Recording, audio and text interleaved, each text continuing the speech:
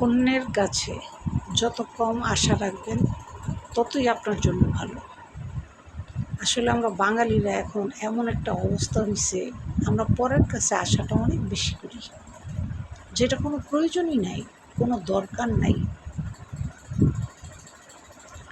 পরের কাছে কখনোই আশা করবেন না, পরের কাছে কখনো কোনো আশা রাখবেনও না।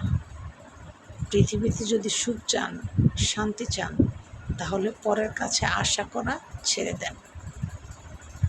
অনেক মানুষ আছে পরের কাছে খুব আশা করে, ছোটোখাটো আশা করে না, অনেক বড় আশা করে। এই জিনিসটা উনি আমাকে দিবে বলছে, সে সেই আশায় বসে থাকে। কিন্তু না, আপনারা এই কাজটা করবেন না, কখনোই পরের কাছে আশা করবেন না। আপনার নিজের কাছে নুন আছে, সেটা দিয়ে খেয়ে বসে থাকবেন, তাও পরের কাছে হাত পেতে নিজেকে ছোট করবেন না।